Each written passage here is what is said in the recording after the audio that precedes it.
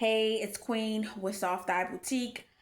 Haven't made a video in a while for a reason. I've been doing a lot of internal work with my spiritual guide and my spiritual advisor, and just really working on myself, really revamping my career and realizing what it is that I want to do and moving forward with those goals.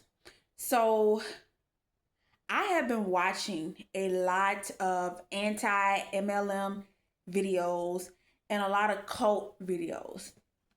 Now, I grew up heavily adjacent to a Christian cult when I was younger. I was never in it, but I did have a grandparent who was kind of sort of my primary caretaker, and she was in this cult. I'm not going to say the name of the denomination because they are still around. I think they're still around heavily here in Louisiana, but I grew up adjacent to that cult, but I never was in it because even as a young girl, I was always very vocal, and I let that grandparent know that I wasn't down with that BS when I was younger. And so I was only disciplined one time for not doing something in that cult, and I was made to kneel on, we had real hardwood floors. I was made to kneel on rice on real hardwood floors, and that is a form of torture. And after that, I pretty much let my grandma know, like, if she was to do that again, I was gonna call CPS on her. So I never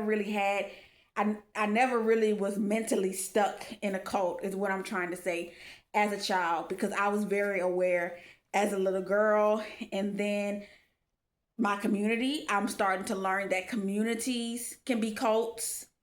Where I grew up at in New Orleans, back then, it was cultish of the things that you could do or you could not do.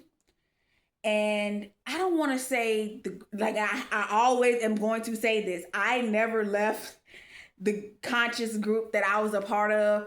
They left me because I started questioning people. I started holding people accountable for their actions and their wrongdoings. And of course, when you do that, you become a problem. So I will say this: the particular group that left me, they're not a cult. Even though I've heard stories of some people kind of being cultish and cult like in it, I did not experience that.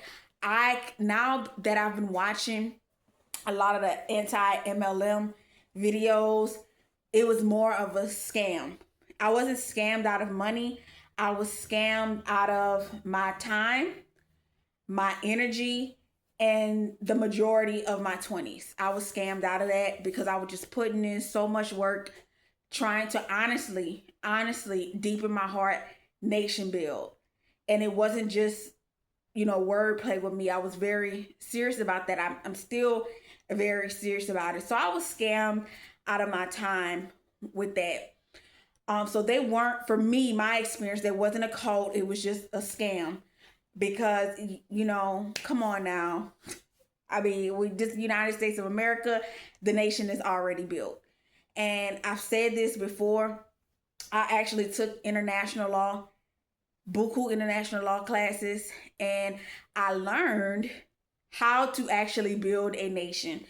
And so when I started learning that, when I was sitting in that international law class, and I'm like, they not doing none of this. They don't have any of this. That's when the wheels really started turning, that I was being scammed out of my time and out of my energy and out of my resources. Like I said, it was never money. It was never an issue where people was taking money from me or anything like that. It was more so of my time. I was scammed out of my time. I was scammed out of my energy. Most importantly, I was scammed out of my loyalty. And that was one of the biggest scams ever. I was scammed out of my loyalty, and I essentially lost pretty much all of my 20s working to build a nation that is never going to come to fruition because we already have a nation. It's the United States of America. Like, I don't know what else you want me to tell you when it comes to nation building and, international diplomacy. When you're going to other countries, if something is to happen, you're going to go to the United States Embassy. You're not going to go to this name of the conscious community embassy because it does not exist. Okay. So I really just have to accept that that's what happened to me. And a lot of people say, well, you shouldn't speak on it. You should move on. It's not that I haven't moved on. It's just this is my way to really talk about it and realize how much time, man, how much time and energy and loyalty that was essentially siphoned out of me, that was scammed out of me. And in turn, it resulted in it affecting my money. It's not that I was giving them money, because that was never the issue. I'm very clear about that.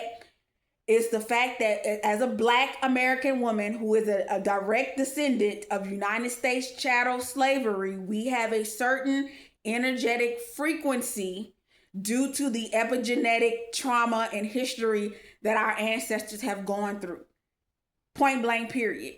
And when you start to put yourself in more frequencies and in more states in which you are becoming an eternal or perpetual mule or martyr, and you're really doing the work that the men should be doing, and you're removing rites of passages from the boys and men, it puts you in an energetic state, in an energetic frequency of not being able to have money flowing to you. So I because I was scammed out of my time, my energy, my loyalty, and my resources, like my mental resources, I unknowingly created huge blockages and resistances to money coming to me. So it actually took me a while to break that and shake that off of me, because I'm not sure if the people who are watching this, if you know, once you start to get to a certain stage in your career as a Black woman, and if people are looking at you like that sister who's down for the cause, you're trying to fight the man, banging on the beast and doing all this, they don't view you as somebody who deserves money. They don't. And that was a label that I had on me that was so hard to shake. It's 5 years later, and I'm finally like breaking off the shell, breaking out of the shell like a chick that's hatching. Okay. And with that came a lot of people who, and I'm not even talking about people in the conscious community, I'm really talking about people in my professional community at this point. A lot of people who knew me when I was in that state of being down for the cause and all of this foolishness, they liked me because I was essentially a mule and a martyr. And now that I'm not that anymore, it's a total 180. I'll pass by some of these people, and they're men. Okay, they're men. They're Black men. And some of them will roll their eyes, suck their teeth, like how broads do to each other if you don't like them. Because now they know that I know how this goes. And that has been a huge mirror to me. That has been a huge mirror put in front of my face, has opened up my eyes, and I cannot do anything except, well, the only thing I can do is just constantly be in the state of self-forgiveness and self-atonement and self-repentance, and say I can never, ever, ever, ever go back to that state that I was in, because it really messed up my money. Okay?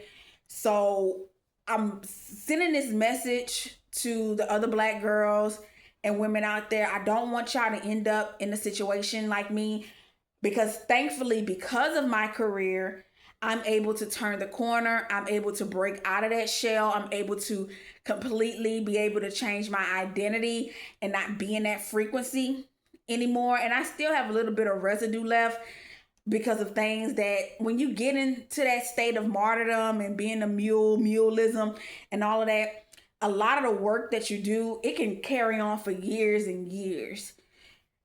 But I'm cutting that cord completely, okay, and not taking any more cases like that. But I don't want y'all to end up in the situation that I did, because most people, they aren't able to turn that corner. They aren't able to shift their identity because I have the resources, because of my career, to be able to do so. And it is definitely not easy. It is not easy at all. And I'm very, what people would call, still woke minded, all of this stuff. But I had to realize what consciousness, like I said, I'm subconscious. I'm not conscious. I'm subconscious. So I had to realize and truly understand what subconsciousness really is, and how I can work that into my identity as a Black American woman, and with the things that I want for myself, because I had to like really keep it real with myself. The things that I wanted for myself, the things that I was saying that I wanted for this nation that was supposed to come about, the majority of the people around me, they really did not want those things. And I never really sat down and had those conversations with them. Thankfully, their actions showed it to me that they really wasn't about certain things, even though on the surface it seems like they really are. And I was just surrounded by people who, they just fell to the wayside. Like I said, they left me alone because I started getting into that state of subconsciousness, and I really started to dig deep within, especially because of all of the things that I went through in my life to even get to the point where I am today. And I don't want anybody else to get caught up, because it is a scam. Okay. Now, some groups, they're flat out cults, but for the most part, Black conscious community, for Black girls, Black American girls, and Black American women who are direct descendants of United States chattel slavery, it is a scam.